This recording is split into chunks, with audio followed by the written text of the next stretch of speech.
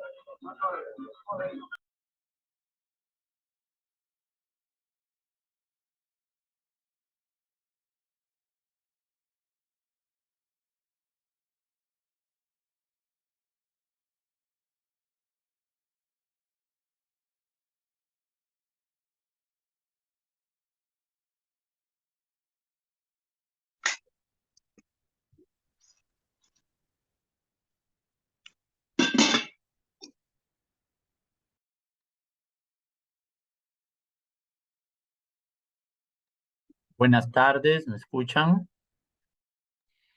Sí, muy buenas tardes, inspector Jean-Pierre. Sí, lo escuchamos.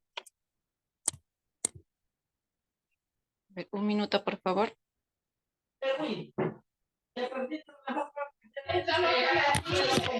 Inspector Jean-Pierre, ¿ya puede iniciar la proyección?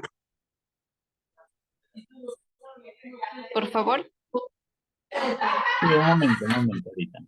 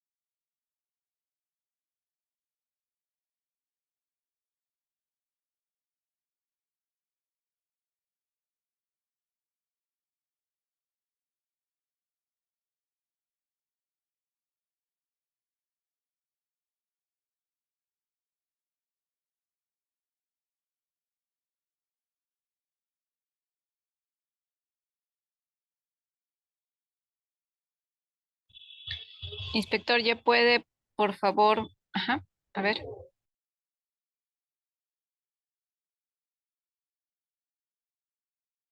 Muy bien, entonces vamos a dar inicio a la capacitación. Muchas gracias a todos los presentes. El día de hoy continuamos con las capacitaciones que está brindando el SUIS Unafil a todos sus afiliados para este próximo concurso que se va a realizar en las siguientes semanas. En el día de hoy nos acompaña el inspector de trabajo Jean-Pierre Velasco Reto, quien es abogado de profesión y nos va a hablar sobre la inspección del trabajo y su normativa. Bienvenido, inspector. Por favor, puede dar inicio a la ponencia.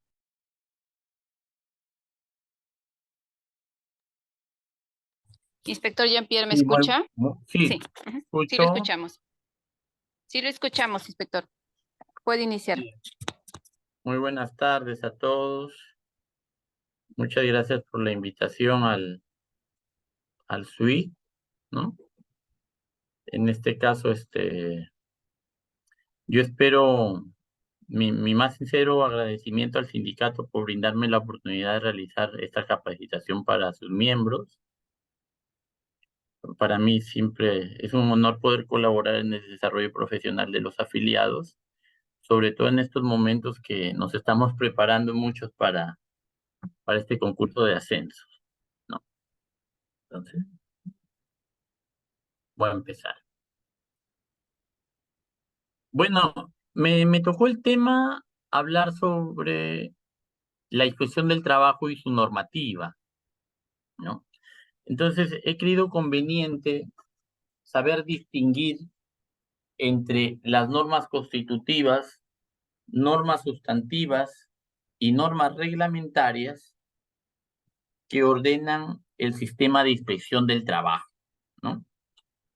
Entre las normas constitutivas, o sea, que son base fundamental dentro del sistema de inspección del trabajo, tenemos a la Constitución Política del Perú, el Convenio 81 de OIT y la Ley 29.981, Ley de Creación de la Superintendencia Nacional de Fiscalización Laboral.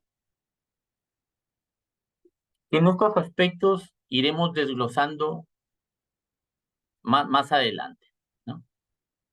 Con relación a las normas sustantivas, las normas más sustantivas que regulan el sistema de inspección de trabajo, tenemos a la ley 28.806, Ley General de Inspección de Trabajo, el texto único ordenado del Decreto Legislativo 728, aprobado por el Decreto Supremo 03-97-TR, el texto único ordenado de la Ley de Relaciones Colectivas de Trabajo, aprobado por Decreto Supremo 010-2003, y la Ley número 29.783, Ley de Seguridad y Salud en el Trabajo. Y con lo que refiere a las normas reglamentarias, ya de procedimiento en sí, tenemos el reglamento de la Ley General de Inspección de Trabajo, aprobado por Decreto Supremo 019-2006-TR, y sus diversas modificatorias que ha tenido este reglamento desde el 2006 hasta la fecha, ¿no? Es una de las normas que más modificaciones ha tenido dentro de la política y la inspección de trabajo. Después tenemos el reglamento también de la Ley de Relaciones Colectivas de Trabajo, aprobado por Decreto Supremo 010-2003-TR, y el reglamento de la Ley de Seguridad y Salud en el Trabajo, aprobado por Decreto Supremo 05-2012. Así como también contamos con el reglamento del Sistema de Inspección de Trabajo, aprobado por Decreto Supremo 02-2017-TR, ¿ya? Que no hay que confundir con el reglamento de la Ley General de Inspección de Trabajo, son muy distintos, ¿ya? Entonces, como les dije, vamos a ir desglosando cada uno de estas normas que forman parte del sistema de inspección del trabajo. En principio tenemos la Constitución Política, como les dije inicialmente. Hay varios artículos que están relacionados con las normas laborales, con las normas sociolaborales, con los derechos de los trabajadores. Uno de ellos, por ejemplo, es el artículo 2, donde se regula que toda persona tiene derecho a la libertad de trabajo con sujeción a ley, en el numeral 15 de ese artículo 2, ¿no? Y en ese sentido, ya a nivel de Tribunal Constitucional, se entiende que la libertad de trabajo, y también a nivel de distintos juristas, ¿no? Se entiende que la libertad de trabajo debe entenderse dentro de tres enfoques, dentro de tres aristas. Una libertad de trabajo, si bien es cierto, la libertad de trabajo puede entenderse como ese derecho a decidir con quién yo puedo laborar. Digamos que también se puede manifestar la libertad de trabajo en tres momentos. En un primer momento, encontramos a la libertad de trabajo que se presenta al inicio de la relación laboral. O sea, yo decido con quién trabajo, ¿no? Yo decido a quién elijo trabajar. Yo hago mi programa de vida para ver con qué empresa yo quisiera trabajar, ¿no? O sea, es la decisión que tiene el empleador. Sí, también puedo decidir no trabajar con ese empleador, como puedo decir sí trabajar, ¿no? Tengo esa libertad. La segunda manifestación de esa libertad de trabajo la encontramos ya cuando ya estamos trabajando durante la relación laboral, si se realiza o no otro trabajo, o sea, la libertad de pluriempleo, ¿no?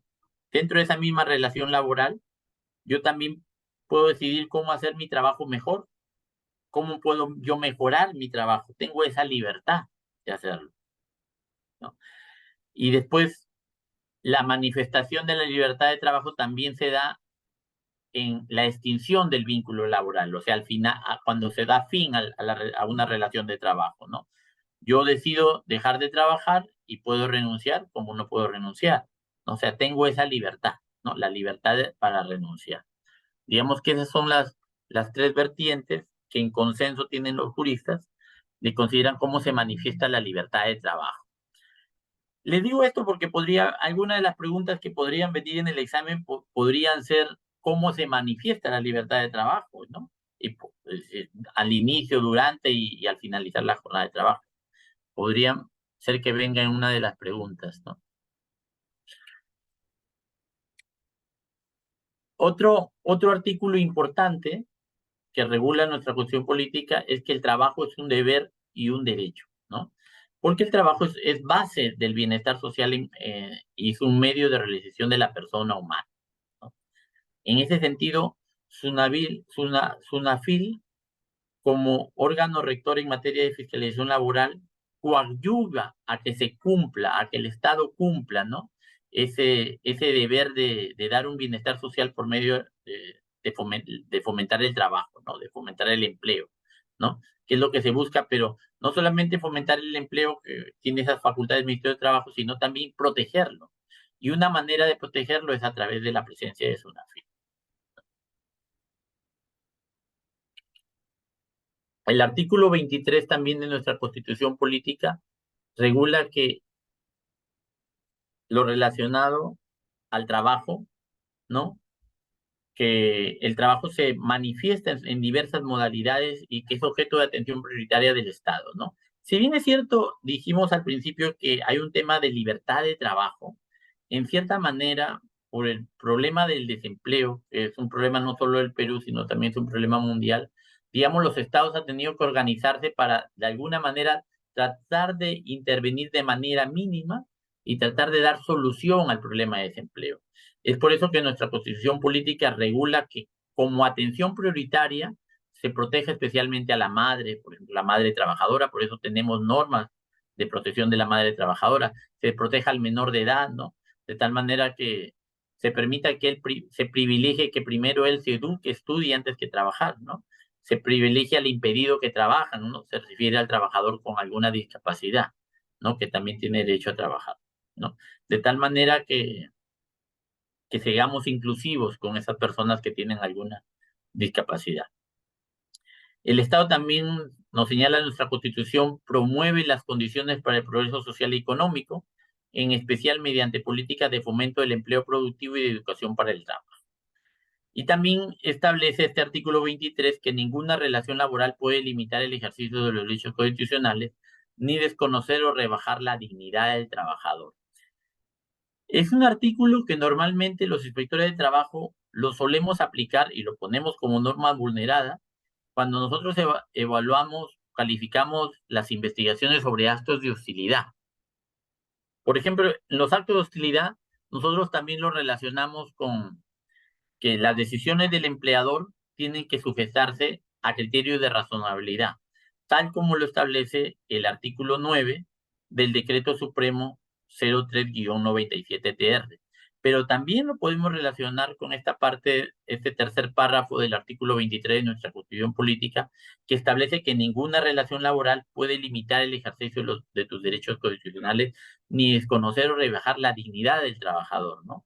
Por eso es que en muchos plenos, en muchas sentencias, por ejemplo, perdón, en muchas resoluciones del actual pues, Tribunal de Fiscalización Laboral, hemos encontrado que el tribunal este, considera este concepto de la dignidad del trabajador, ¿no? Y, por ejemplo, dentro de sus sentencias relevantes, en una se señala, por ejemplo, no otorgarle al trabajo funciones o tenerlo sin hacer nada, afecta la dignidad del trabajador, ¿no? Se considera como un acto de hostilidad, ¿no? Relacionado con la dignidad, ¿no? ¿No? Entonces, de esa manera se hace valer este mandato constitucional, ¿no? O sea, digamos que si bien es cierto, el empleador tiene sus facultades de dar órdenes, pero tiene sus límites, ¿no? Por ejemplo, si yo me enfermo, tengo un problema de salud, yo tengo derecho a perder la licencia por salud, ¿no? Por eso dice, dentro del ejercicio de los derechos constitucionales, un derecho constitucional, por ejemplo, es el derecho a la salud.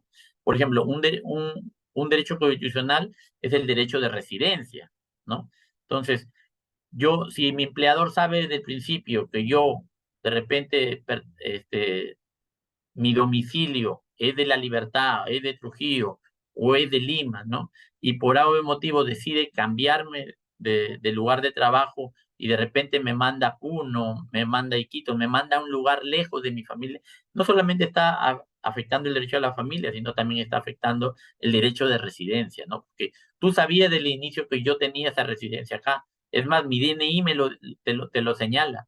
Y es más, tú me lo tienes declarado en la constancia de alta de registro que ese es mi domicilio. Y pese a eso, de manera arbitraria, me cambiaste de lugar de trabajo para ocasionarme daño, ¿no?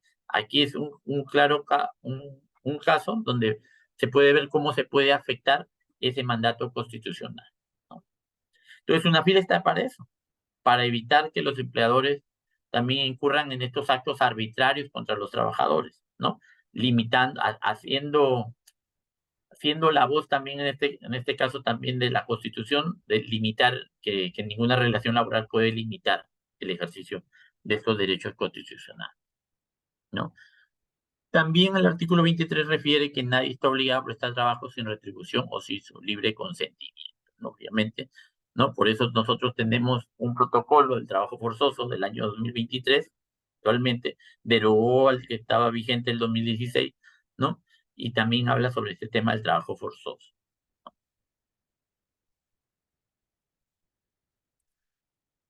Sobre el derecho a la remuneración. Recuerden que estamos hablando, para los que recién pueden hacerse presentes, vuelvo a repetir, la exposición que está relacionada con la inspección de trabajo y su normativa, se ha creído conveniente hacer una distinción entre normas constitutivas, sustantivas y reglamentarias. Digamos que la Constitución política forma parte de esas normas constitutivas, o sea, la razón de ser, ¿no? En un Estado social y democrático de derecho, digamos, hay una razón de ser de la presencia de los inspectores mediante FUNAFIT, ¿no? Y, por ejemplo, en este artículo 24, que nos habla acerca del derecho de la remuneración, señala que el trabajador tiene derecho a una remuneración equitativa y suficiente, que procure para él y su familia el bienestar material y espiritual, ¿no? Además, señala que el pago de la remuneración de los beneficios sociales del trabajador tiene prioridad sobre cualquier otra obligación del empleador, y que las remuneraciones mínimas se regulan por el Estado con participación de las organizaciones representativas de los trabajadores, es decir, de los sindicatos, ¿no? Y de parte también de los empleadores, ¿no? Entonces, es necesario considerar a qué se refiere cuando la Constitución nos dice una remuneración equitativa y suficiente, ¿no? O sea, si bien es cierto, tenemos un estándar de remuneración, ¿no? Que regula el tema de la remuneración mínima legal. La pregunta es si se viene cumpliendo, ¿no? Porque esa remuneración mínima podemos decir que es equitativa, podemos decir que es suficiente, digamos, por ese lado como que no se está cumpliendo. Este artículo 24 es muy usado en las actas de infracción como norma vulnerada cuando se verifican hechos de incumplimiento relacionados con el tema de pago de remuneración. Incluso también se toma como referencia para los supuestos de vulneración en el caso de verificaciones por discriminación remunerativa, por ejemplo, ¿no? Porque yo tengo derecho a una remuneración equitativa, o sea, está hablando de la equidad. Si yo estoy haciendo un trabajo de igual valor, ¿no? Y me comparo con un trabajador que hace mi mismo trabajo con mis mismas funciones y yo gano menos, obvio que me están discriminando en el tema de mi remuneración. Entonces, se está vulnerando también, se puede decir, el artículo 24 de la Constitución Política, porque la Constitución nos dice de una remuneración equitativa y suficiente, ¿no?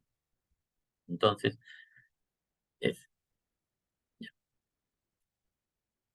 continuando con el tema de las normas constitutivas, tenemos también el artículo 25, que nos habla sobre la jornada ordinaria de trabajo.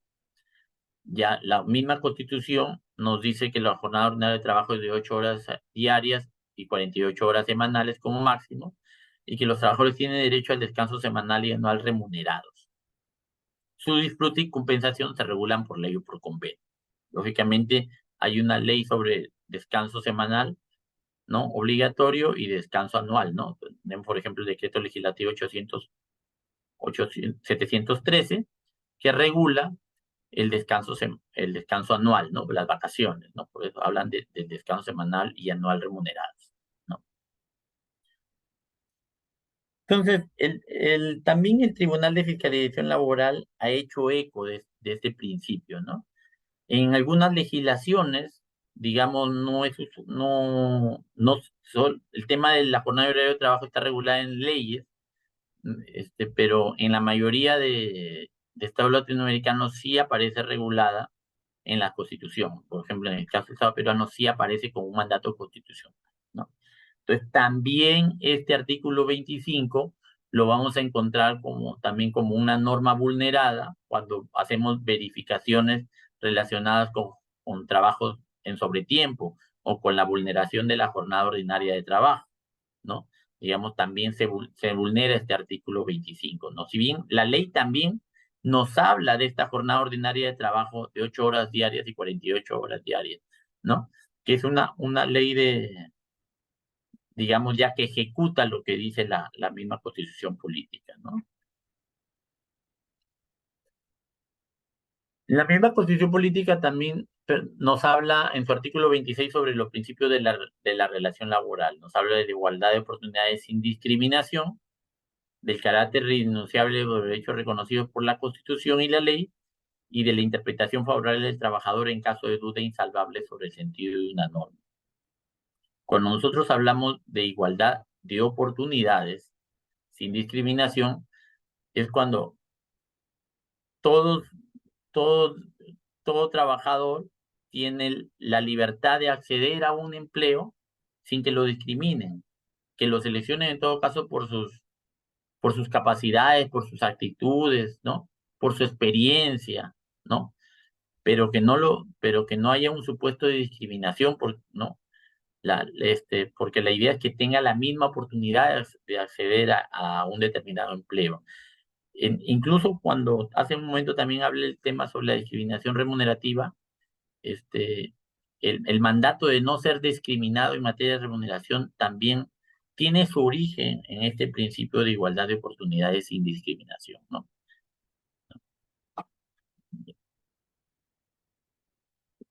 Bueno, ya pasando a otras normas, porque ya le relaté lo que está relacionado con la constitución política, pasamos al convenio 81 OIT. ¿Cuál es la importancia del convenio 81 OIT, en este caso para los inspectores de trabajo? No, es una norma de carácter supranacional de naturaleza propia de un tratado internacional. Para los que no son abogados, quizás dirán, ¿es tratado o no es tratado? No, sí, tiene esa naturaleza jurídica. Su naturaleza jurídica es considerada como un tratado internacional, sino que a nivel de OIT, digamos que los tratados internacionales los intervinientes es un Estado con otro Estado, pero la naturaleza de un convenio OIT, digamos que es tripartito, ¿no? Porque cuando llegan a suscribir un convenio, si bien es cierto lo firman varios estados, pero dentro de esos estados hay representantes de los estados, representantes de los trabajadores y representantes de los empleadores. Por eso se dice que es tripartito. Y por eso la importancia de validez que tiene un convenio OIT, como en este caso el convenio 81 OIT, que tiene como finalidad que los estados, que cada uno de los estados que lo han ratificado, deban mantener un sistema de inspección de trabajo en la industria de comercio. En el caso peruano, el Perú ya lo tiene ratificado desde el año 1960, ¿no? Este convenio también ordena que la inspección de trabajo debe estar vigilada y controlada por una autoridad central. Antiguamente, la autoridad central era la Dirección General de Inspección de Trabajo del Ministerio de Trabajo, pero actualmente la autoridad central está representada por la Superintendencia Nacional de Fiscalización Laboral, ¿no? Y también este convenio 81 también sirve de base para también defender la estabilidad laboral e independencia del personal de la inspección de trabajo, ¿no? Porque se entiende pues que un inspector al momento de realizar sus labores debe tomar sus decisiones libres y sin que tenga temor de alguna injerencia política, ¿no? Que podría implicar los cambios de gobierno, ¿cierto?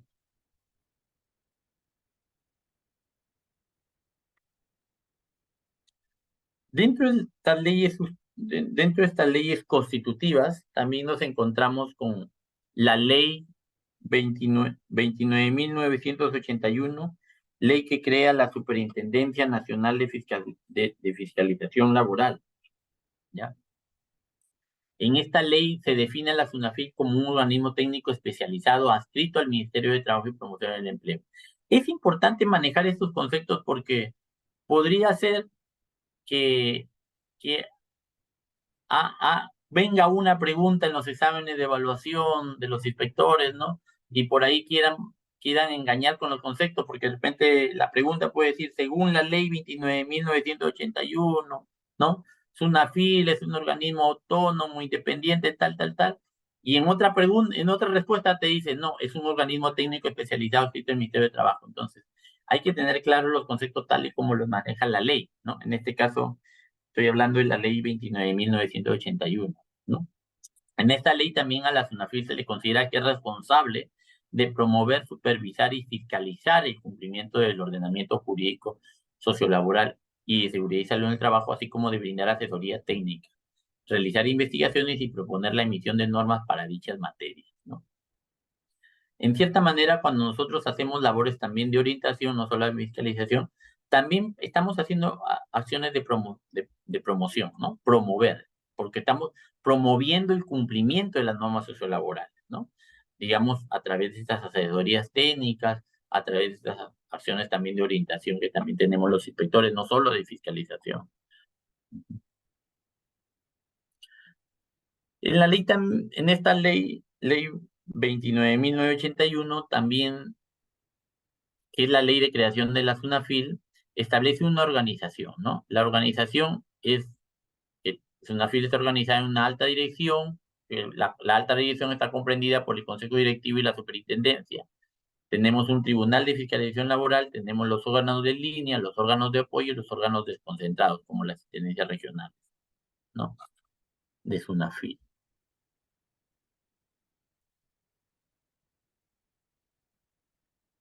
Bueno, esto sí lo creo que sí lo tienen claro, ¿no?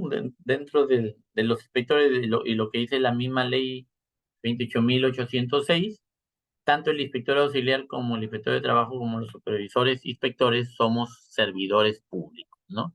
No es que el supervisor no es servidor público, tiene esa definición legal, ¿no? La ley lo define como tal, servidor público, ¿no? Sí. Entonces, sigo avanzando, ya. El sistema de inspección de trabajo.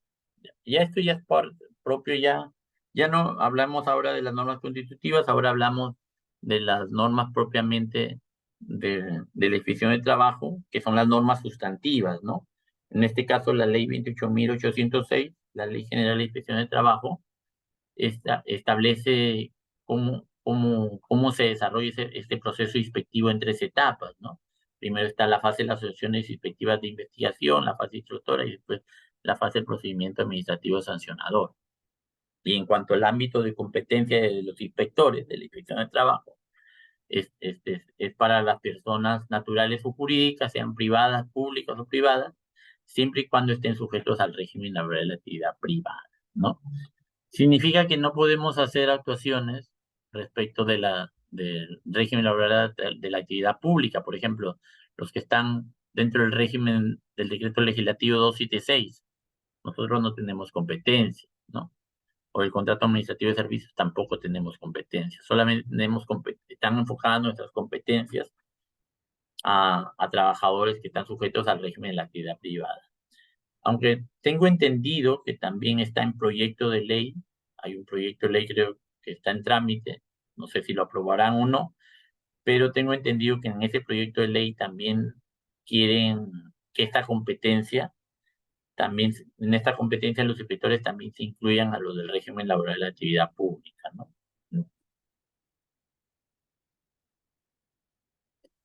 Bueno, este cuadrito, bueno, lo sacado de una ponencia, de unas ponencias que normalmente da SUNAFIL. Hablan sobre el rol, la importancia de SUNAFIL, su rol coercitivo, su rol disuasivo.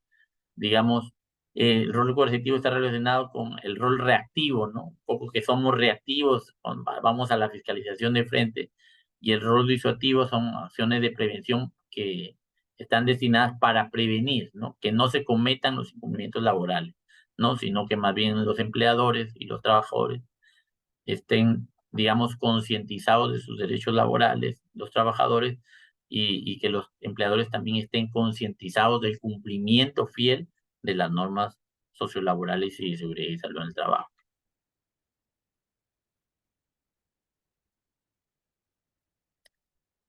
Ya. Este cuadrito también está relacionado con normalmente las facultades que tiene el inspector, ¿no? Por ejemplo, y los derechos que tiene el inspector de trabajo y las obligaciones que también tiene el empleador, ¿no? Porque normalmente cuando un inspector de trabajo se hace presente en un centro de trabajo de manera presencial, le digo presencial porque quizás algunos nos hemos olvidado, nos hemos quedado con el tema de la pandemia, que todo lo hacíamos virtual, ¿no? Pero en muchos casos, pero actualmente ya podemos ir normalmente a hacer nuestras diligencias de manera presencial y lo que es normal es presentar nuestra credencial, ¿no? Nuestra credencial para identificarnos, ¿no? Y el empleador tiene también la obligación de permitir el ingreso del inspector en un plazo que no sea de 10 minutos desde que se le notifica su presencia, ¿no?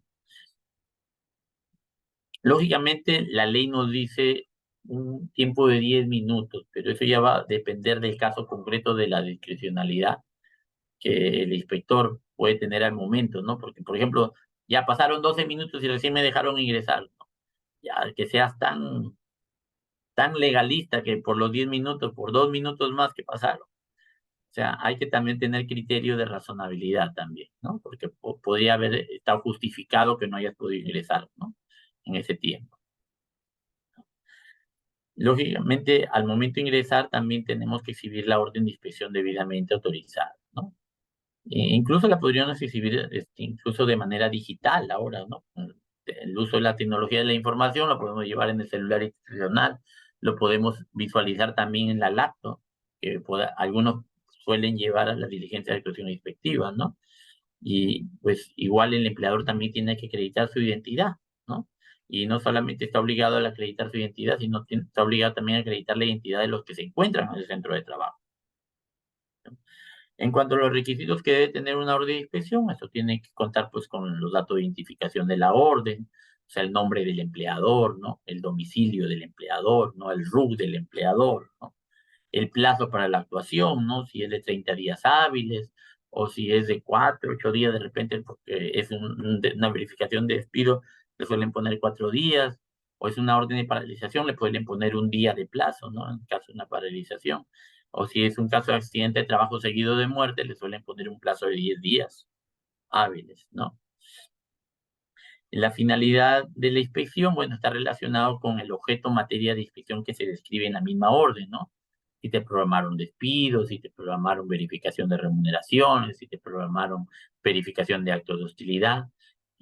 No sé si han visto en las órdenes de inspección que hay una parte donde dice objeto materia de inspección, ¿no? Se refiere, esa es la finalidad, ¿no? De la finalidad de verificar esas materias, ¿no? Bueno, también la orden de inspección puede referirse a un sujeto individualizado, a un conjunto de ellos, y debe registrarse con una secuencia numérica, ¿no? No puede haber orden de inspección que tengan la misma secuencia, la misma numeración, ¿no? Pero bueno, eso ya con el sistema de inspección de trabajo, el SIC, el Sistema Integrado de Inspección de Trabajo, el sistema informático, ya, digamos, se evita, ¿no? Que haya una duplicidad en la secuencia numérica, ¿no? Antes, cuando no existía ese sistema, podrían haberse presentado esos problemas, ¿no? Pero ahora ya con el sistema informático se puede evitar.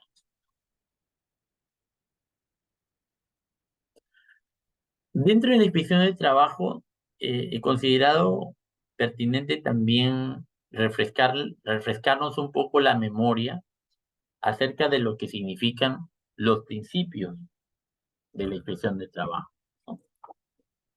Por ejemplo, nosotros tenemos el principio de legalidad, el principio de primacía de la realidad, el principio de imparcialidad y objetividad, ¿no? También tenemos el principio de equidad, el principio de autonomía técnica y funcional, el principio de jerarquía, ¿no?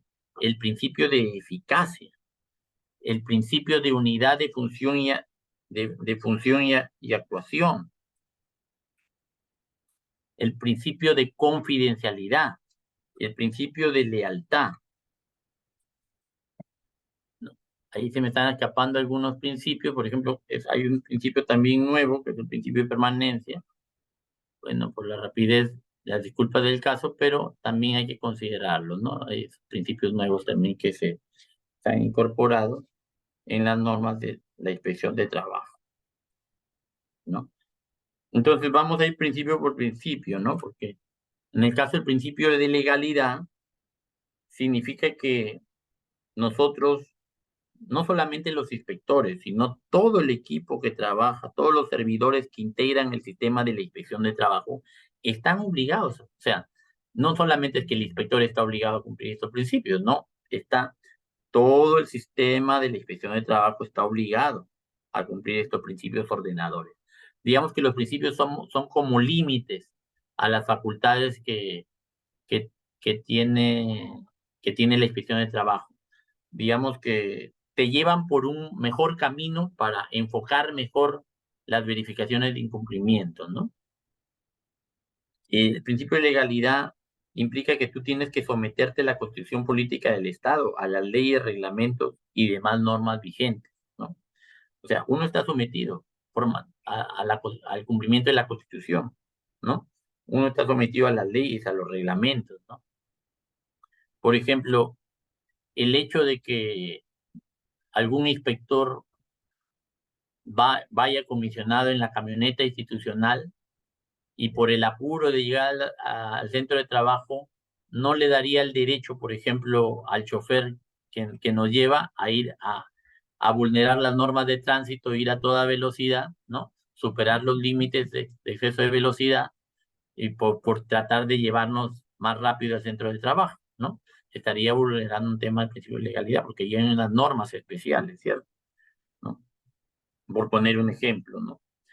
Después, uno de los principios que más en el procedimiento lo encontramos y que lo encontramos a cada momento es el principio de primacía de la realidad, que significa que en caso de discordancia entre los hechos constatados y los hechos reflejados en los documentos formales, debe siempre privilegiarse los hechos constatados, ¿no?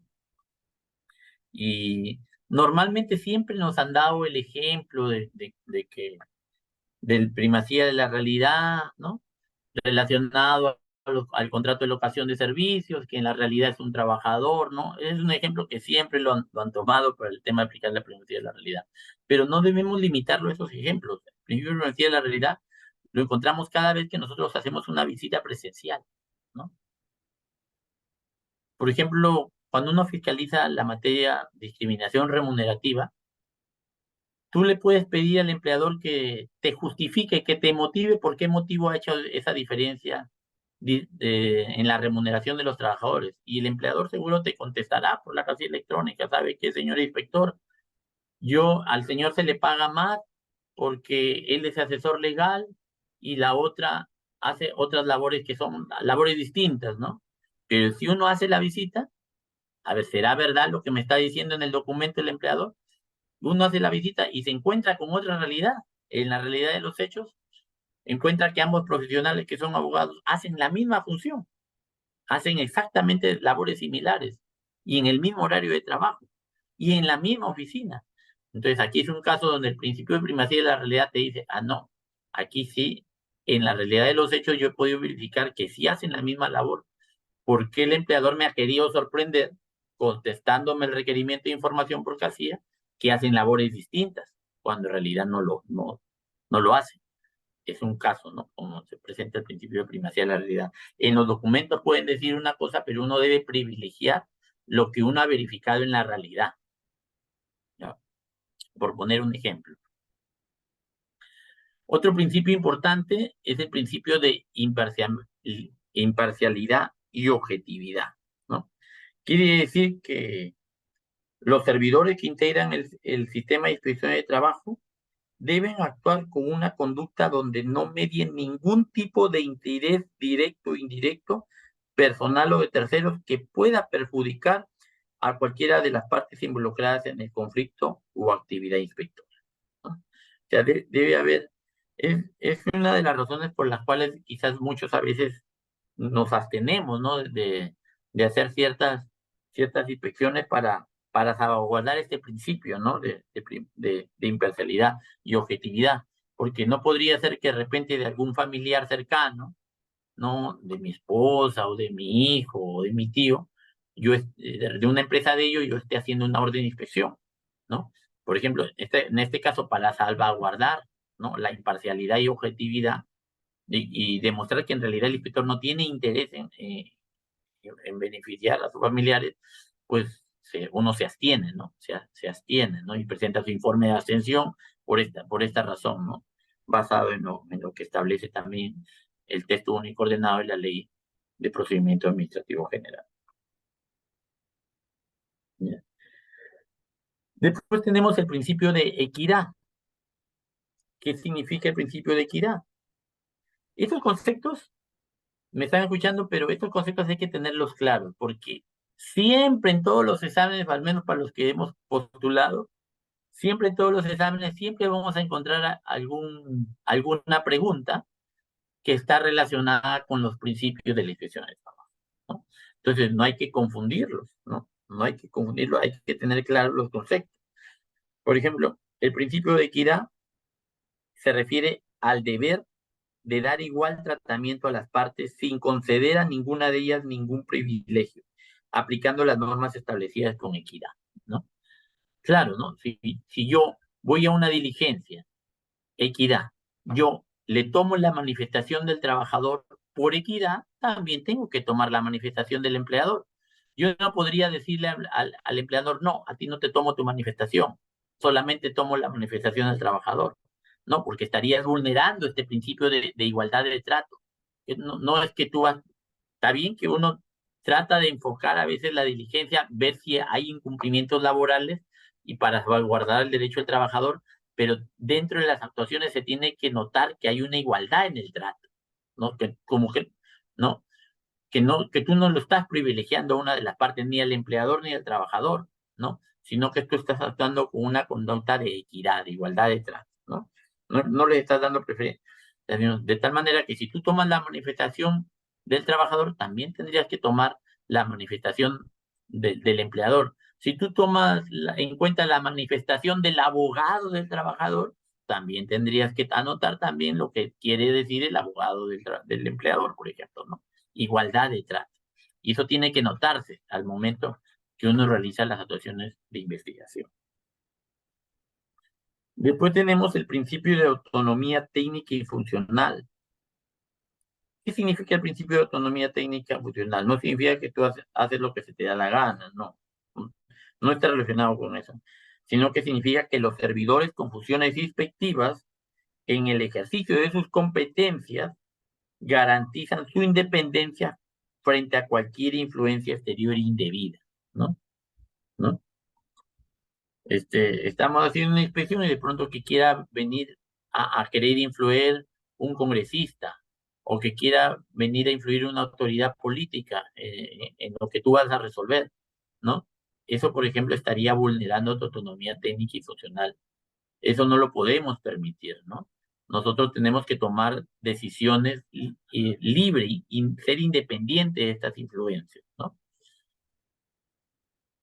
Después tenemos el principio de jerarquía, ¿no? Que implica pues que nosotros estamos sujetos a las instrucciones y criterios técnicos e interpretativos establecidos por la autoridad central del sistema de inspección de trabajo para el desarrollo de la función inspectiva. Por ejemplo, antes había una autoridad que daba los criterios técnicos e interpretativos porque no existía el Tribunal de Fiscalización Laboral, ¿no? Pero ahora ya existe el Tribunal de Fiscalización Laboral y por principio de jerarquía, nosotros estamos obligados, sobre todo, al cumplimiento de los precedentes de carácter vinculante, es decir, aquellos precedentes que son de carácter obligatorio, porque el tribunal, quiera o no, él todos los días saca resoluciones para resolver conflictos que se vean vía recursos de revisión, resuelve conflictos respecto de multas que se le imponen a los empleadores, pero el Tribunal de Fiscalización suele dar dos tipos de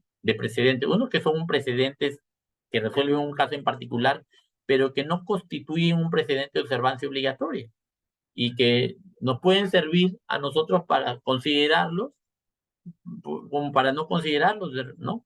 Pero cuando se trata de precedentes de observancia obligatoria, en virtud del principio de jerarquía, sí nosotros tenemos que tomarlos en cuenta, ¿ya? Porque estos precedentes son criterios interpretativos.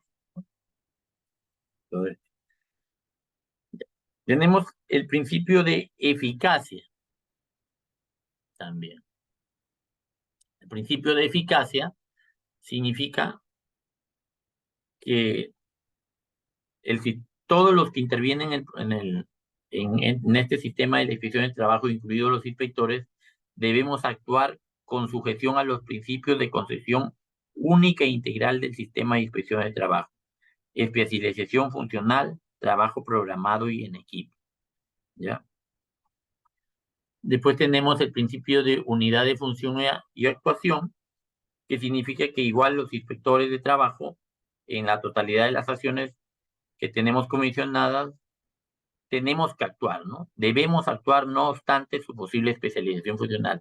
Le digo esto porque algunos inspectores dicen, no, que yo soy más especializado en seguridad y salud en el trabajo, yo veo más normas sociolaborales, no quiero que otro inspector dice, no, yo veo de derechos fundamentales, no quiero que me den, ¿no? Me parece que en Lima más está notado más este tema de la especialidad. Normalmente en regiones solemos hacer de todo, ¿no? Como que somos más fieles a este principio de unidad de función y actuación, ¿no? Porque hacemos de todo, nos dan presiones de seguridad y salud, de derechos fundamentales, de normas sociolaborales, ¿no? O sea, sin importar la especialización, igual tenemos que cumplir con el trabajo programado, ¿ya? El principio de confidencialidad, que tener claro, no es lo mismo que el principio de sigilo profesional, ¿no? Hay que saber diferenciar. Mientras el principio de confidencialidad se refiere a que toda inspección, el origen de las denuncias, ¿no? Debemos, o sea, debe ser absolutamente confidencial, o sea, no tenemos por qué publicarlos, ¿no? Estar publicando, no, que esta inspección nació porque lo denunció fulano, porque lo denunció fulano, ¿no? Sino que hay un tema de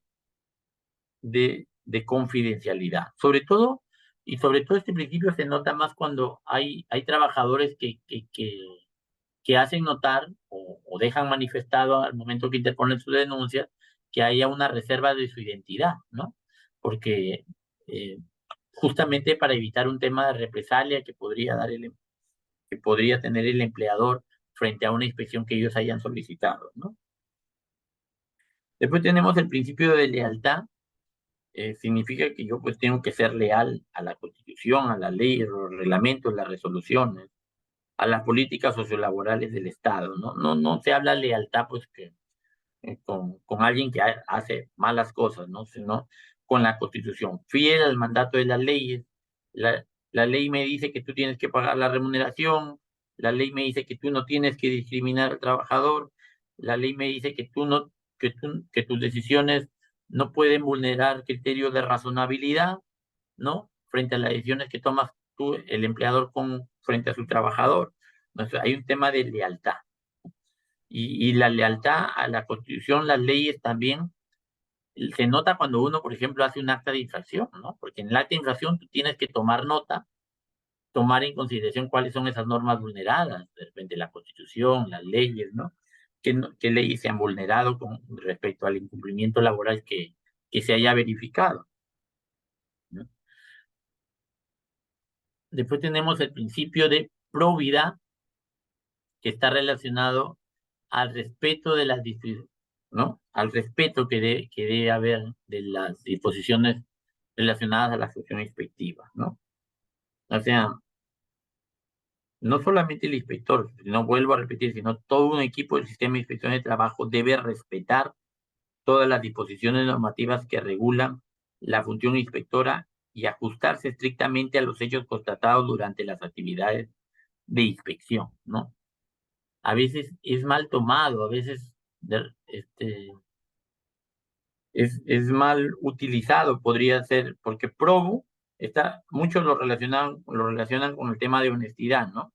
Que es otro principio que lo vamos a ver más adelante, pero en este caso, para los efectos de la Ley General de Inspección de Trabajo, el principio de probidad, más que todo está relacionado con que yo me tengo que ajustar estrictamente a los hechos constatados durante las actividades de inspección. O sea, yo no podría proponer una multa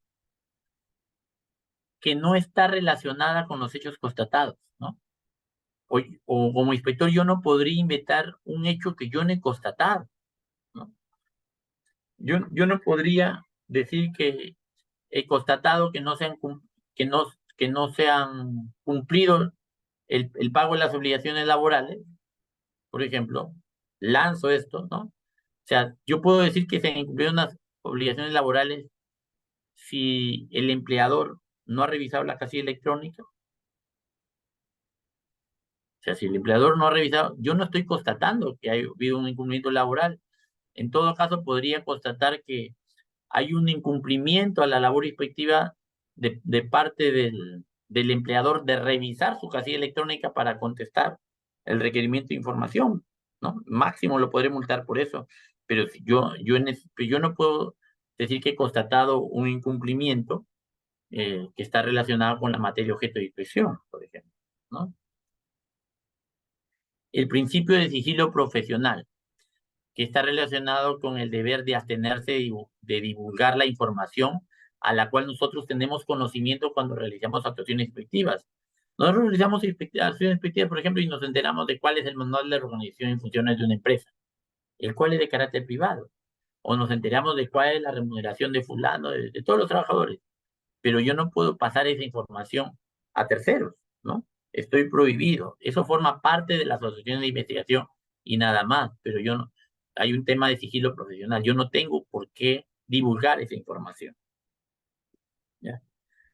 Y el principio de honestidad, que está relacionado con honrar la función inspectora, absteniéndose de incurrir en actos que sean para beneficio propio de terceros, ¿no? Eso también está relacionado al principio de honestidad con el código de ética de la función pública, ¿no? Uno tiene que ser honesto, ¿no? No beneficiarse de las autoridades respectivas, ¿no?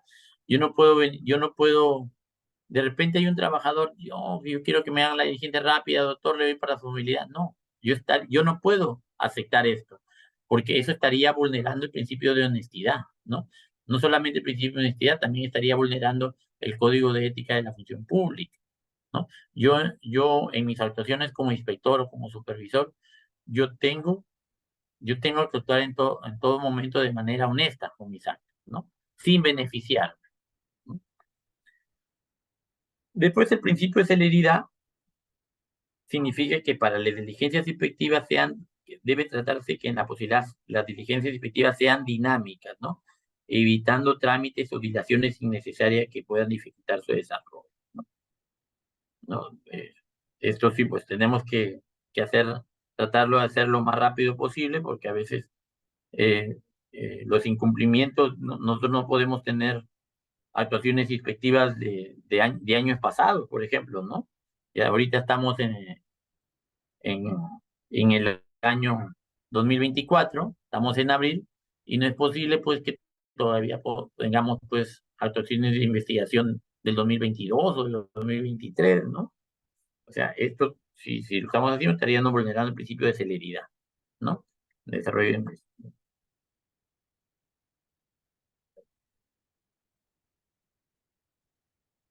Bueno, me voy a detener acá porque me parece que hay otra exposición sobre el procedimiento sancionador, porque si sigo hablando, ya voy a entrar al tema del procedimiento sancionador. Creo que a las 7 es, o me equivoco, a ver si, o continúo. Si puede continuar, no hay otra ponencia. Puede continuar.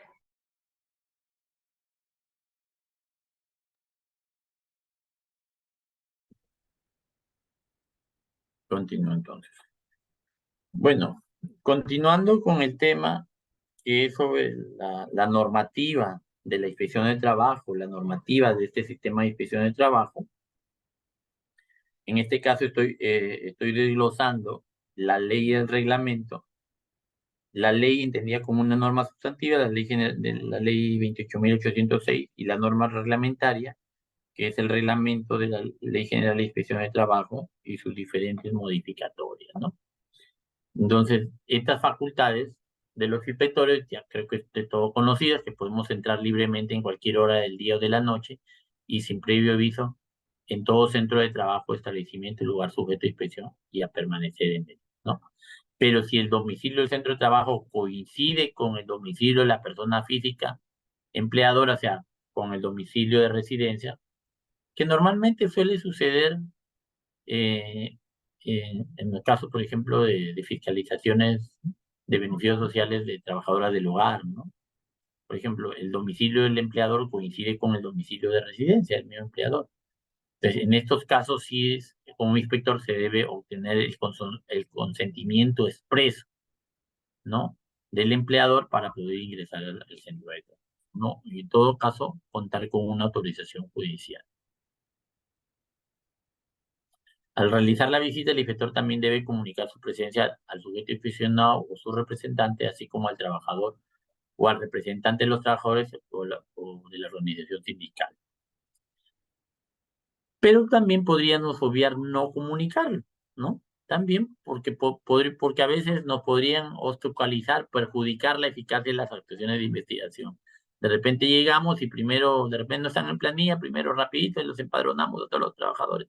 Y después que los empadronamos recién, pues ya nos comunicamos con el sujeto inspeccionado para indicarle pues que ya hemos empadronado a los trabajadores y que debe ponerlos en planilla, ¿cierto?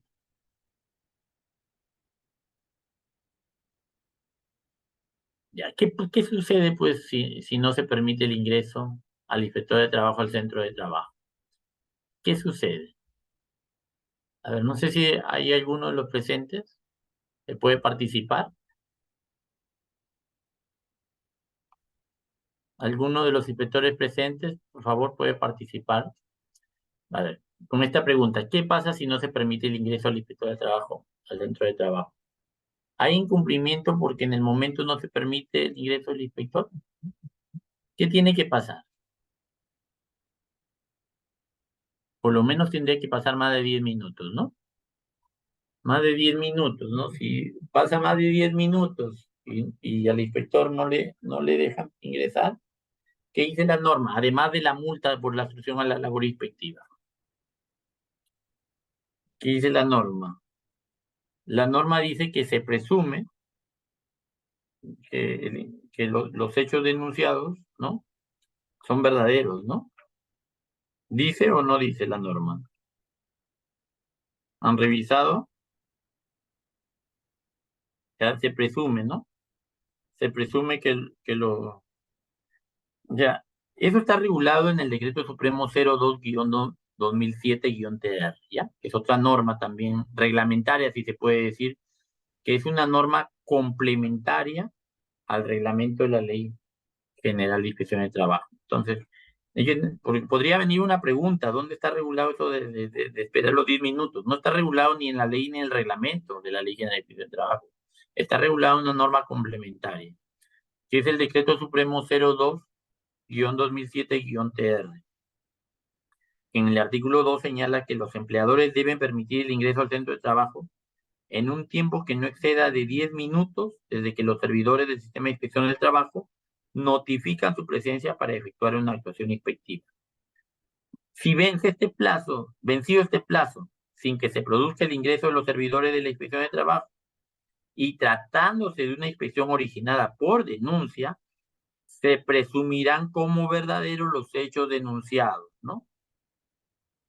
O sea, se presumen como verdaderos los hechos denunciados, ¿no? Pasan de minutos, por ejemplo, voy a una diligencia, no me dejan ingresar y yo estoy verificando justo un tema de falta de pago de remuneración, se presumen pues que no me dejan ingresar, porque es verdad pues que no le han pagado la remuneración a los trabajadores, ¿cierto?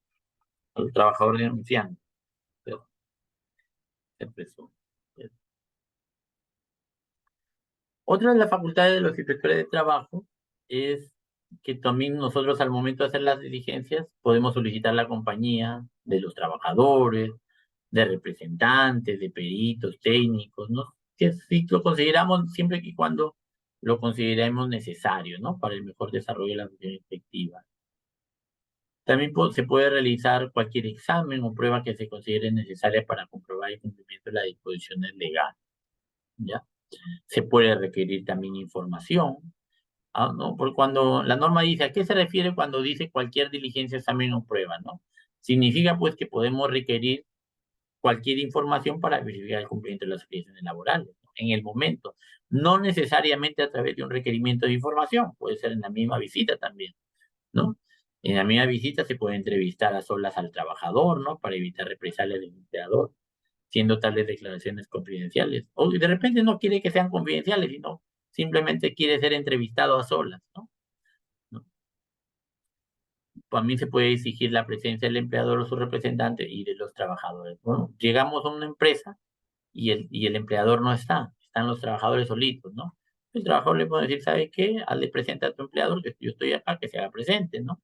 Mientras tanto, vamos empadronando a los trabajadores, quizás, o tomando las manifestaciones, vamos avanzando hasta que llegue el empleador, pero podemos exigir la presencia del empleador, salvo pues que el empleador esté de viaje en un lugar lejos, ¿no? Sería la excepción, ¿no? Pero sí podemos exigir la presencia del empleador. Podemos examinar la documentación, los libros de la empresa, podemos hacer la visita, no solamente a través de un requerimiento de información, ¿no? También en una visita lo podemos hacer. Podemos obtener muestras de sustancias o materiales utilizados en el establecimiento, realizar mediciones, obtener fotografías, videos, grabación de imágenes, levantar croquis y planos. Generalmente esto se suele hacer cuando hacemos verificaciones en materia de seguridad y salud en el trabajo, ¿no? Donde es necesaria la foto, el video, ¿no? Levantar croquis, ¿no? Del lugar de los hechos, de dónde fue el accidente, etcétera, ¿cierto? ¿Qué medidas tenemos los inspectores luego de culminar las acciones? O sea, recuerden que las actuaciones de investigación, más adelante lo tengo, son las siguientes, ¿no? Podemos hacer visitas de inspección, podemos hacer requerimiento de información, comprobaciones de datos, requerimiento de información por medio del sistema de comunicación electrónica, ¿no? Incluso la norma nos dice que el inicio de las sesiones inspectivas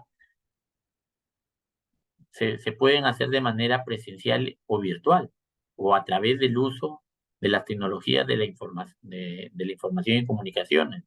Eso lo dice textualmente el artículo 8.2 del reglamento de la Ley General de Inspección de Trabajo, ¿no? Del mismo modo, el artículo 10 de la Ley General de Inspección de Trabajo también dice que las actuaciones inspectivas pueden también ser de manera presencial o a través de medios del sistema de comunicación electrónica mediante el uso de las tecnologías de la información, ¿ya?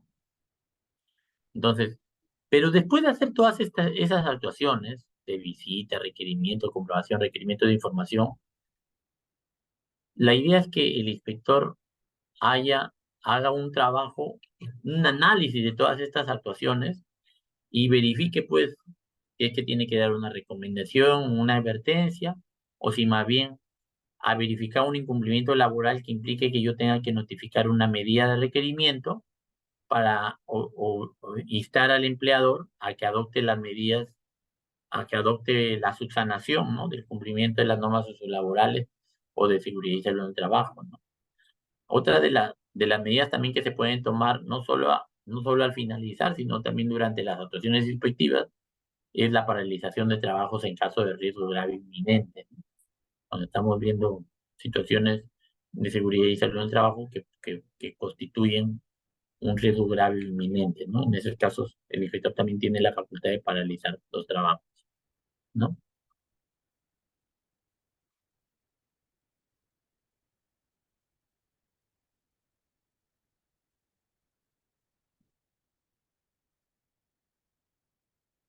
Bueno, vamos a hablar también del tema del acta de infracción. Es un tema también importante. Siempre siempre que he visto exámenes, también cuando se ha dado exámenes, siempre viene alguna pregunta relacionada con el contenido del acta de infracción o con la definición de lo que es el acta de infracción, ¿no? Entonces, que el acta de infracción son los hechos constatados por la Inspección de Trabajo, ¿no? Que se formalizan en un acta de infracción, ¿no? Y que estos actos merecen fe, ¿no? O sea, lo que dice el inspector se toma como una fe pública, ¿no? Así como el notario tiene fe, deja constancia, tiene ese poder de dar fe pública de los actos jurídicos, generalmente actos jurídicos de naturaleza civil. En este caso, el inspector de trabajo, a través del acta de infracción, da fe de los incumplimientos laborales en que podría haber incurrido un determinado empleado, ¿cierto? Y el contenido del acta de infracción lo encontramos tanto en el artículo 46 de la ley 28.806, disculpen, ha habido un error de tipeo, pero es la ley 28.806, y el artículo 54 del reglamento y la ley 28.806, ¿no? Entonces, en estos artículos se señala que primero se debe identificar al sujeto responsable, es decir, cómo se llama la empresa, cuál es la razón social. Y la identificación no solamente decir cómo se llama la empresa. En la identificación yo tengo que decir cuál es el RU de la empresa, cuál es el domicilio de la empresa, para identificarlo, ¿no? Es una manera de identificar. Si es posible decir cuál es el giro comercial de la empresa, ¿cierto? Es una manera de identificar al sujeto responsable. Los medios de investigación utilizados, ya lo hemos dicho hace un momento, si yo he utilizado visita, comparecencia, si yo he hecho requerimientos de información, ¿cierto? Unas comprobaciones de datos. También debo indicar los hechos constatados o comprobados, ¿no? Que motivan el acta de infracción, ¿no? Debo también señalar la calificación y tipificación de la infracción, la expresión de la norma vulnerada, ¿no?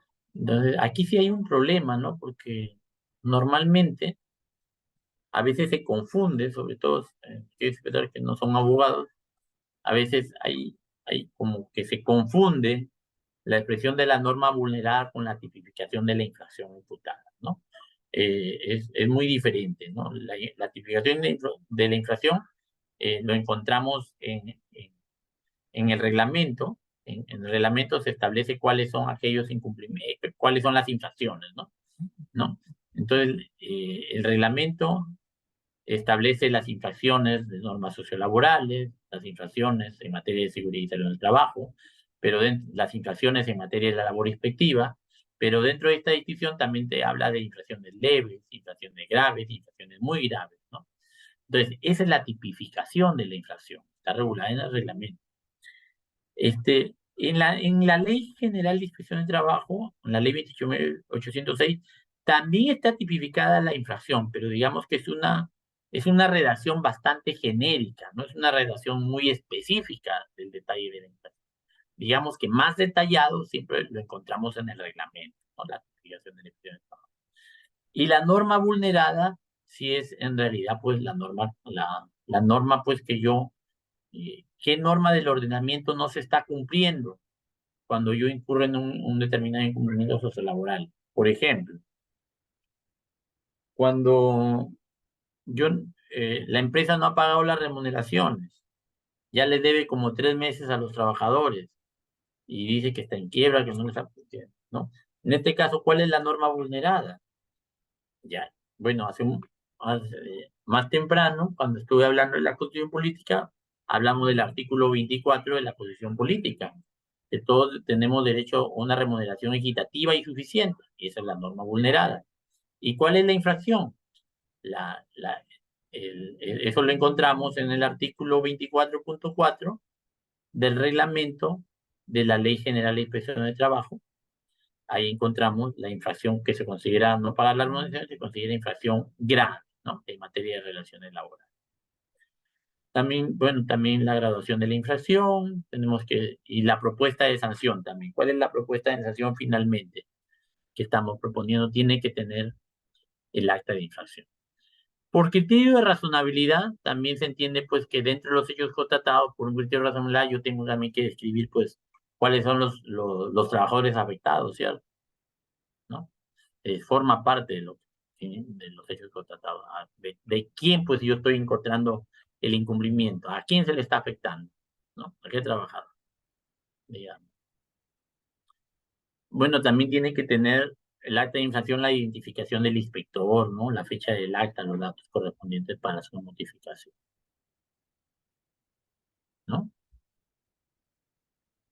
Esto es importante porque una vez tuve conocimiento de que algunos inspectores nomás le presentaban al acta, ya con la firma digital querían poner nomás su nombre, pero no se apreciaba bien el nombre a veces en la firma digital, entonces es mejor poner tu nombre, ¿no? Y poner arribita de tu nombre, inspector de trabajo tal, inspector auxiliar tal, y poner pues para que te identifiquen correctamente qué inspector es el que ha suscrito la acta de infracción, arriba pondrás con firma digital, ¿cierto?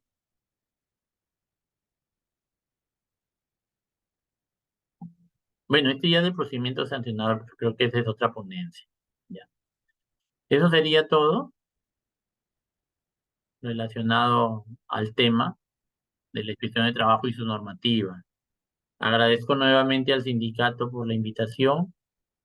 Espero haber colaborado en algo con esta capacitación para el próximo concurso que se nos viene. Muchas gracias. Muchas gracias, inspector. Por favor, si hubiera alguna consulta de parte de los participantes, pueden ahorita mismo activar la opción de la manito o activar su micro.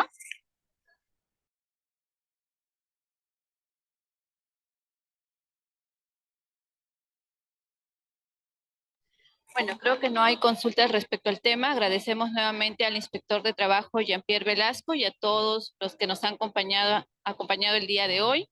Asimismo, recordarles que el FIS UNAFIL siempre está pendiente de sus afiliados, buscando siempre su bienestar. Y los invitamos para la próxima sesión, que es el próximo jueves. Que tengan todos una bonita noche. Muchas gracias, inspector. Carito, ¿Sí? perdóname, si me permites, Jean-Pierre, ahorita que estás, a ver, un ratito que estamos hablando de la función inspectiva, yo quería compartir un poco como casuística que ya los inspectores no solo estamos siendo denunciados por abuso de autoridad en el ejercicio de nuestras funciones, sino que también ahora ya empezamos a estar expuestos a denuncias de acoso por parte de las trabajadoras que registramos en planilla. Eso es algo que también está pasando y que creo, no sé, Jean-Pierre, desde tu amplia experiencia, ¿cómo podemos cuidarnos? Más allá de que nosotros hacemos la inspección previa coordinación con el supervisor, sabe que estamos yendo, tenemos una orden de inspección, pero inclusive como sindicato he tenido que explicar cómo es nuestro trabajo porque prácticamente se pensaba que eso no tenía nada que ver con la labor y todavía estamos en el tema del otorgamiento, ¿no? De la defensa legal por parte de la entidad.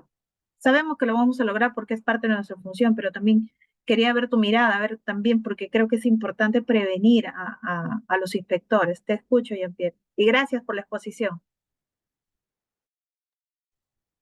Y bueno, buenas tardes. Bueno, yo creo que buenas noches, Ruth. Ya estamos, ya se nos hizo de noche con la capacitación. Sí, no entendí bien esa parte del acoso, porque bueno, tú sabes que dentro del acoso hay varias interpretaciones de tipos de acoso, ¿no? No sé si se refiere a acoso a los inspectores, a las inspectores no, por su el calidad de ser hombres o acoso mujeres, sexual, o no, acoso porque te molesta. acoso sexual porque el inspector ha ido, la trabajadora ha dicho que el inspector ha ido por otra cosa cuando el inspector ha ido a registrarla. Es una jugada del empleador más que seguro, ¿no? Presumible. Bueno, en este caso, no, es el problema a veces quizás, bueno, tampoco voy a poner mal el fuego por todos, ¿no? Yo sé que muchos hacen bien su trabajo, ¿no? En principio también, si no hay pruebas, o sea, ellos tendrían también que tener pruebas, ¿no? Si no tienen pruebas del supuesto acoso que imputan, esa queja se va a venir abajo, porque también, ¿no? Uno tiene que tener pruebas, ¿no? No se puede ser tan ligero, porque es algo grave, ¿no? ¿No? No es que no se pueda tomar la broma una denuncia así de acoso, ¿no? Porque es algo grave, estaría justamente hablado de los principios en la división de trabajo, está relacionado también creo con el principio de honestidad, con el principio de probidad, ¿no? Entonces, ¿no? Y yo creo que tiene que haber pruebas, no se puede ver tan ligero, ¿no? Yo pensaba también que me hablabas del acoso también porque el acoso a veces que tenemos todos los días los inspectores de que nos están llama y llaman a los trabajadores que les resuelvan su caso, que les resuelvan su caso. En cierta manera también es otro tipo de acoso, ¿no? También que rápido quieren que les resuelvan su caso y si no demoramos, no contestamos el teléfono, el celular, institucional, en algunos casos a veces los han quejado, ¿cierto? Por no contestar el celular institucional y a veces uno no ha podido porque está en otra diligencia, se cruza, ¿no? ¿No? O ya llaman pues en horas que ya no son las horas de trabajo, ¿no? Ya llaman después de las 5:30 y también pues no se puede permitir eso.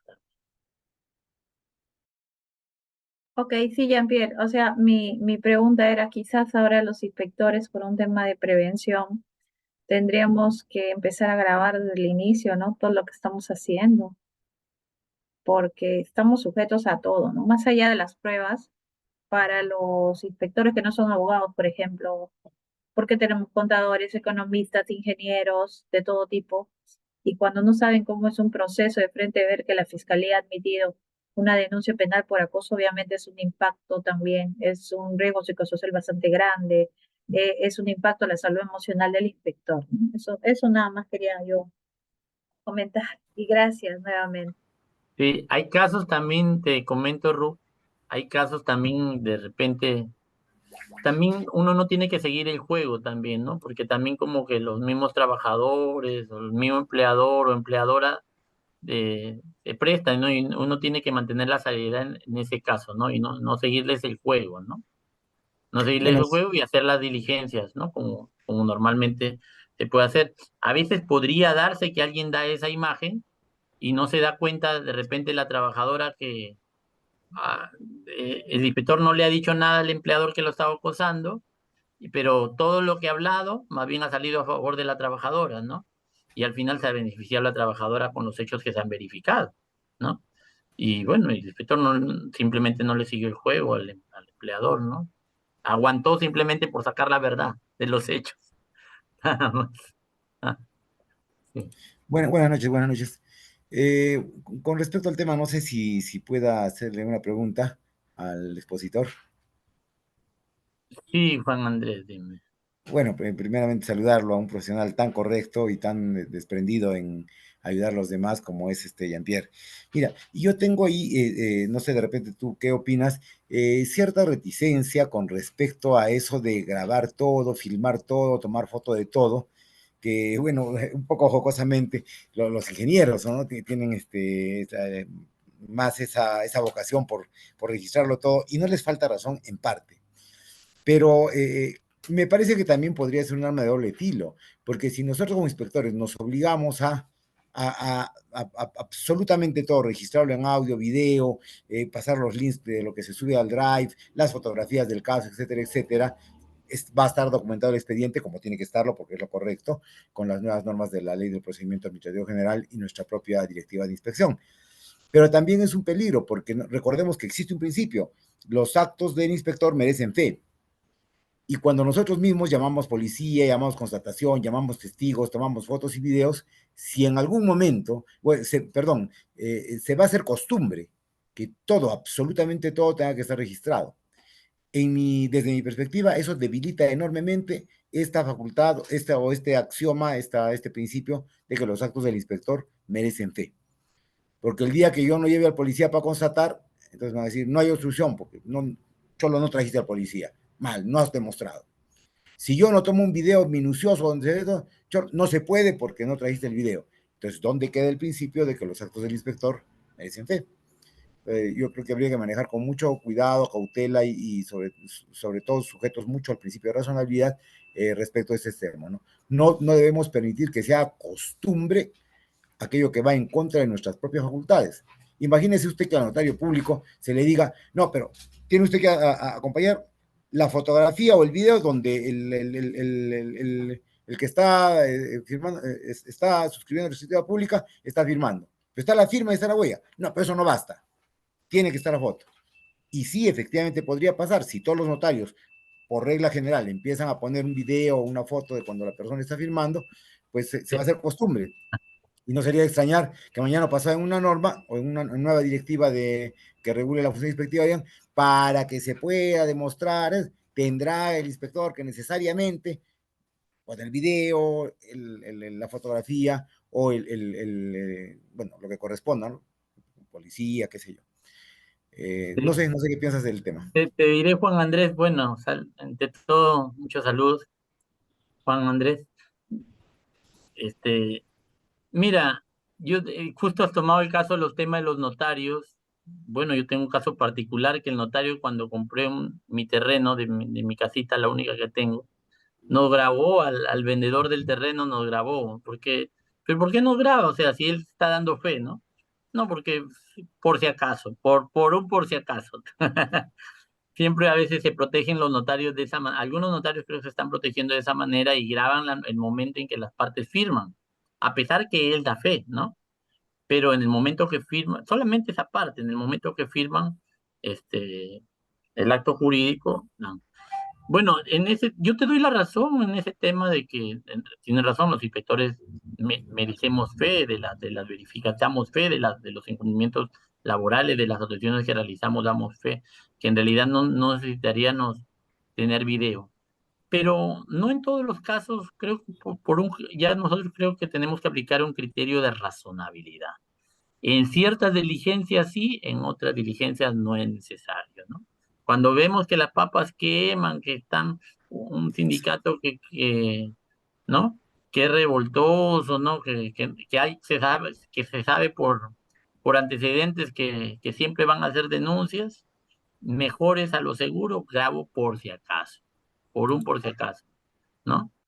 ¿No? Y dejo constancia en la constancia de actuación inspectiva que he grabado, ¿cierto? ¿No? Pero normalmente si no es necesario, no. Entonces, completamente de acuerdo contigo, Jean-Pierre. Un abrazo.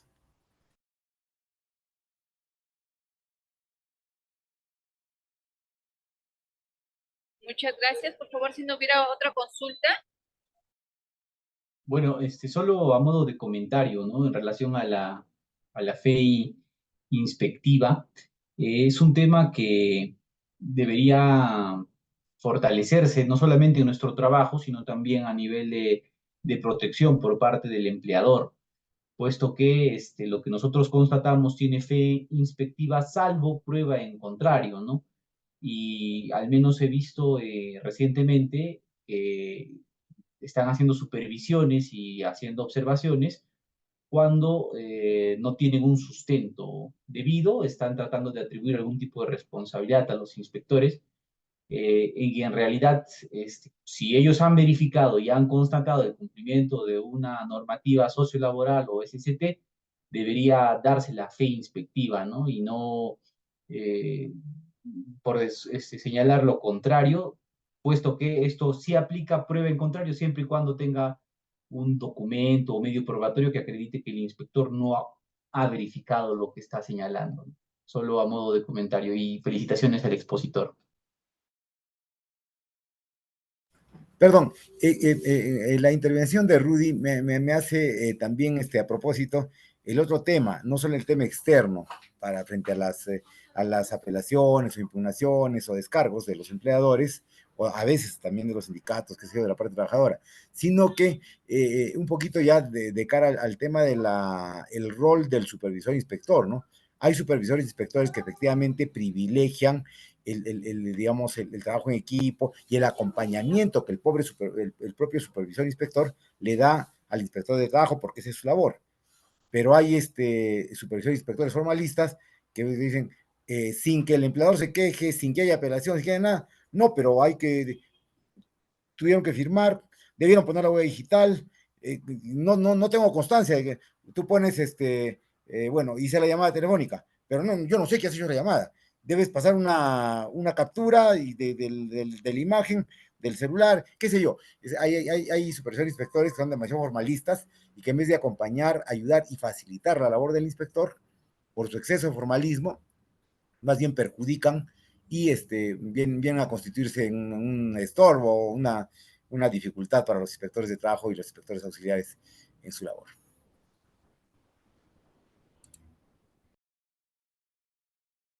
Muchas gracias. Por favor, ¿alguna otra intervención? Creo que ya no hay más. Buenas noches. Sí, le escuchamos. Sí, buenas noches. Soy Sandra Talavera. Primero agradecerle a Jean-Pierre su exposición. Los principios ordenadores son fundamentales. En estos años he descubierto de que no todos manejamos los principios ordenadores, incluso no necesariamente siendo inspectores, ¿ah? Pero como lo dijo él, estas normas son para todos los que tienen que ver con la inspección del trabajo, o sea, tienen que aplicar. Jean-Pierre, en caso del concurso, ¿qué principio tú considerarías si es que hubiera una pregunta en la que te dijeran cuál de los principios ordenadores del sistema de inspección del trabajo usted considera que es el fundamental? Eso sería. Gracias.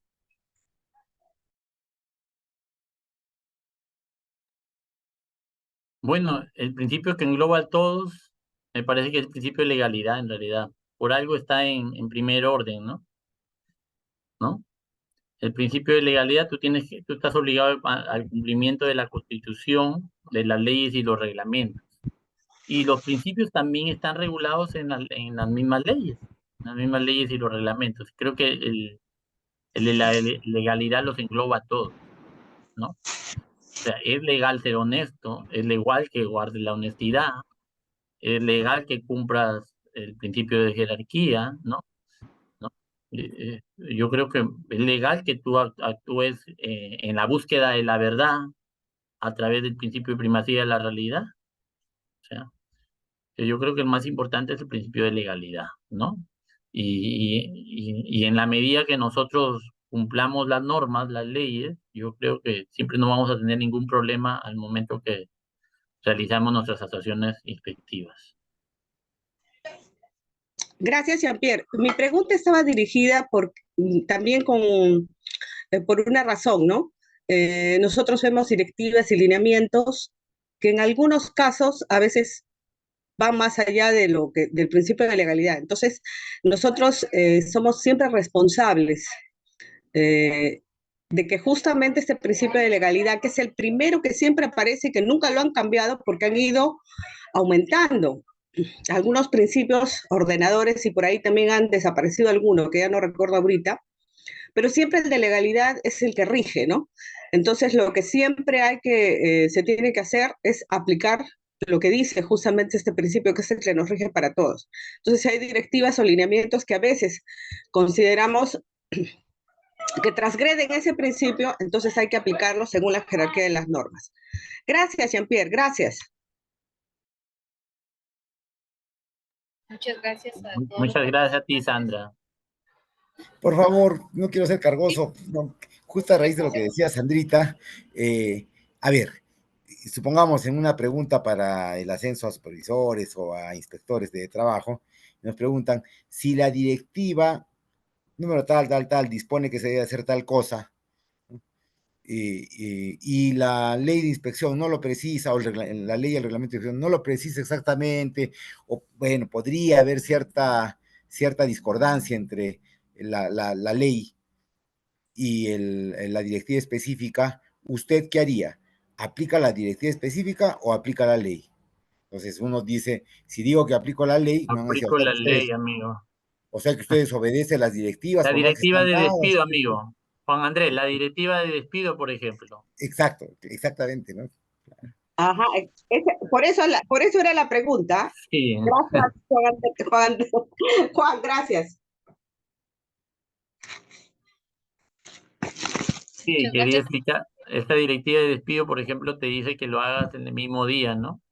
La diligencia, tienes 4 días, pero a veces no se puede, porque de repente lo llamas al trabajador, doctor, no puedo, no, hoy no puedo porque estoy ocupado en mi trabajo, no me dan permiso.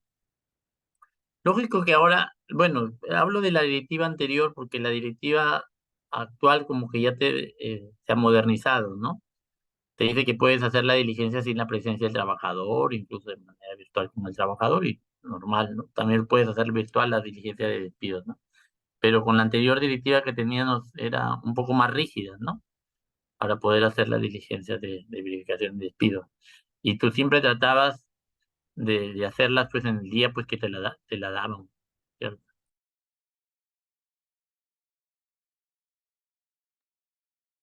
Si hubiera alguna otra consulta, por favor.